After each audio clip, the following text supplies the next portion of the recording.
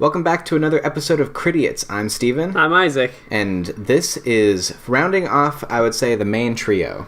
Yes. Today we're talking about the Monster Manual, and I've definitely got, what I'll say, any DM can benefit from this. Any of them. So I'm gonna start off with when I don't know if it's necessary for every DM. When I stopped DMing at my apartment, I basically passed the torch to another one of my players because he was getting really invested. He really wanted to play in another campaign, but mine was ending. I was having more trouble with getting people invested and able to show up on the same days anymore. So when I was thinking it over, he already had a player's handbook, I was thinking which book I was going to get him. And ultimately I decided I was going to get him the Dungeon Master's Guide, not the Monster Manual. And I really bounced back and forth because I wasn't I liked him a lot, but I wasn't going to spend $100 to get him into DMing. I was going to spend $50. And so if I could have gotten them both, I would have gotten them both, but I just ultimately decided it's harder, in my opinion, to come up with items, come up with traps, come up with all that stuff than it is to find. I think you can find monsters online pretty easy. You can find items and stuff too.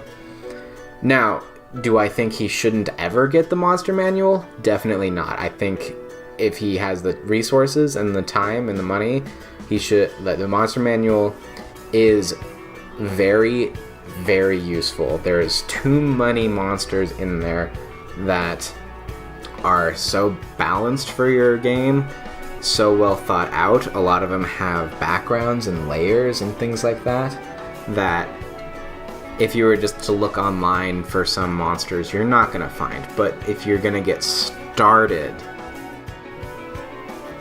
I would say the DM's Guide is more useful for knowing what you're going to do, though I will say the Monster Manual sparked more ideas in my head. I looked at monsters and said, I can make a whole dungeon based around that. Thoughts? My thoughts are kind of the opposite. So, when I started DMing, I had a campaign setting in mind, and I already had story ideas and item ideas, so I didn't really think that I was going to need the Dungeon Master's Guide. I got myself the Monster Manual instead. I already had a player's handbook. Going through the Monster Manual gave me even more ideas for my setting, and then 2 months later I picked up the Dungeon Master's Guide, which was very helpful for expanding on my ideas for magic items. But yeah.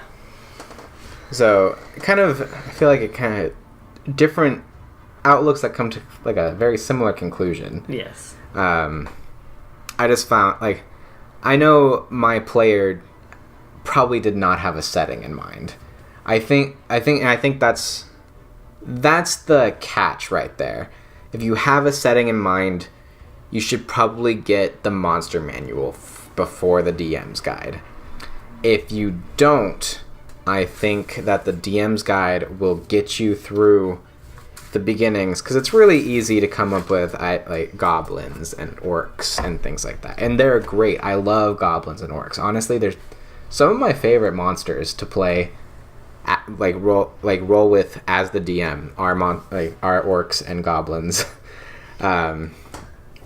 just because they're so simple, but I get more out of them than I do out of a lot, and that includes bugbears and hobgoblins in there too. Oh, seeing as you just flipped open the page, I've got to mention one of my favorite monsters in the book. Yeah. Because he just flipped this open and didn't know. We didn't talk about this beforehand. The turtle dragon.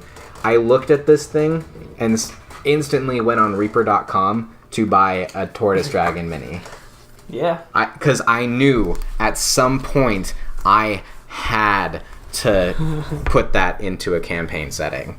It had to be done. That was my first monster that I looked at and said, yes, that will be a boss in my game. And I also, every time I look at vampires and mummies, I'm so inspired, and werewolves and things like that, to just... I thought of a whole second campaign just looking at those, and at some point, I would love to do a campaign based somewhat on like the universal monsters. I've got a lot of written notes, and the fact that vampires and mummies and all these things are already in there makes me so happy, and it makes my job so much easier. And a lot of this came from the idea, honestly, of watching Castlevania. I was like, oh man, a D&D setting in this world would be so cool. And so my brain just like fired off. There's a monster called the Flump. I love the Flump. It looks like a Pikmin monster. It does. Do you have any like monsters that like just spark off your imagination? Yeah, Displacer Beasts. I very much enjoy the Displacer Beast. I used them as kind of, well, I guess guard cat, but really guard dog type creatures for a vampire. I don't know if... I must not have been in that campaign. Nope. So that must have been before I started playing. Yes, it was in the same campaign, just before you showed up. Oh, okay. I really wanted to use a Displacer Beast. One of my players had a Blink Dog, and like Blink Dogs hate Displacer Beasts. Yeah. And by the time I thought about it, a Displacer Beast was kind of too low of a challenge rating for a party of like 7. Or like when you add all the animal companions, it was more like a party of 10. And I feel like no matter how many Displacer Beasts I threw at them, unless it was an army of Displacer Beasts, it would not have been fun. The Stone Giant's boulder has math on it. The giants are a really good monster in the book. Yeah. All of them. I especially... Storm Giants are my favorite. Storm Giants are awesome. I really like the Cloud Giants. I looked at the Cloud Giants and just... I made a NPC based, like a kind of a runt Cloud Giant to travel with the party for a short time. And that was really cool. The Giants are... They're so versatile because you can have them as a grunt with the Hill Giants. A Storm Giant can just be a boss. Fire Giants too. You probably need a couple Fire Giants for a lot of the time, but thinking of other Hobgoblins are good. Yes, that is my Hobgoblins are my favorite monster in the Monster Manual, and I gotta be honest, I don't like what they did with the player version of it. I don't think what they did with it did justice to the Hobgoblins themselves. So, and we'll probably talk more about that when we get into, I believe it's in Volo's guide. Yeah. And also if we do like racial... I don't want to say racial profiling because that's terrible sounding, but that's essentially what we're gonna do. Great.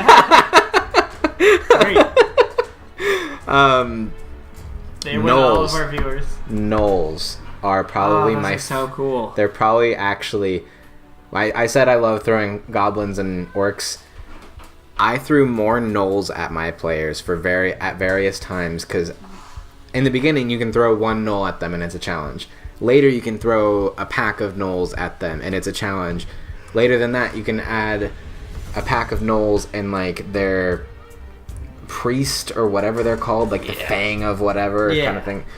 They were to me the most versatile creature that I could throw in at almost any point in the game, and it was still fun and still challenging for my players because they have like that rampage ability where one of the higher gnolls does, where it's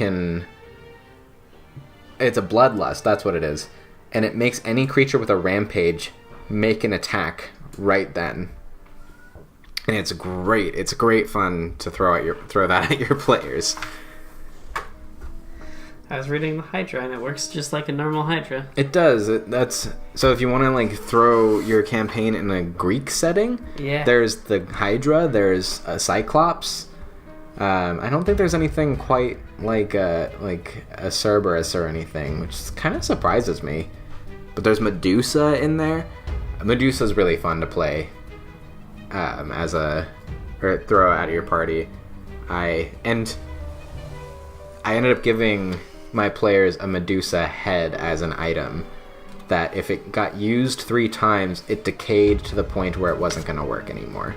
And I didn't overpower it too heavily. Like, it couldn't work on a monster that had legendary actions. Kind of like how a Vorpal Blade doesn't work on a creature with legendary actions. Mm-hmm. Yeah. I thought that was a good way to like reward players, and it was the first time I killed my players because I gave them a way to unpetrify themselves, but they had to figure it out. I've never used things like a Lich. I have not used a Lich. There are monsters I would really love to use, but I've never gotten my players to a high enough level or in a setting where it made sense. Beholder is one of my go-tos that I'm just like, well, someday I'm gonna use a Beholder. Beyond that, I had an idea to use like an Archlich as an item. Not an item, a monster. You pointing at a picture of Gaston over there? On page 206. I guess, I mean, the monster manual, one thing I will say, one thing that is helpful for a DM, the monster manual helped me figure out how some things, even in the player handbook, work. The way armor classes and, like, proficiencies work, because you see these, in the monster manual, you see these arbitrary numbers at first, like, why does this have a plus 15 to hit? And you realize, oh, because it's got a plus, like, 7 in strength, which is scary, and and which means its proficiency must also be, something like that. And that, also, like, seeing little pieces like that come together was really cool. So I guess we should probably get to final thoughts. Yeah. So my final thoughts for this: very good for DMs. I found it essential. Depending on how you run your campaign, it might just be good to have, not essential. But what do you think about players having it? It's a mixed bag. So I believe some players do fine with having a monster manual. Just be careful you don't break your immersion. Just because you know what a monster is does not mean your character does. If your character has never run into that monster before, then your character doesn't know what it is. It is kind of fun sometimes if your player is good enough, because sometimes I ran into your game last night. A young dragon attacked us, and I knew a dragon's breath weapon was only 30. And today, when we were before we were recording, Isaac. So I stayed 35 feet away from that dragon at all times, at least 35. He brought up, and adult dragons have like a cone of 60 or something. Is that right? 90-foot cone for ancient dragons. Oh, okay. So I would have been wrong on that too. Adult dragons are 60. Yeah, I forgot that the cone extends. So if it had been a bigger thing, like, I still would have, in character, I felt like my character would know that a dragon would have like a 30-foot cone. What I forgot as a player is older dragons get bigger cones, so I could have put myself in serious danger. It is fun for your players sometimes to know what a monster is, because sometimes your character would know what a monster is. It is important. Now, the flip to that is if they're so familiar with the monster manual, you can have immersion broken, you can have issues with metagaming, because sometimes your character would not know what this monster is. It comes from a different dimension. It is extremely rare. Nobody's heard of this for a long time. Vampires can get hurt by running water. Who would know that if they did? Yeah. Things like that. It's a very fine line. So, ultimately, it's fun for a player to have. You just have to know your DM might not want you to metagame. And I don't think it is essential, personally, for a DM to have. I think it's very, very useful, and I would highly recommend it.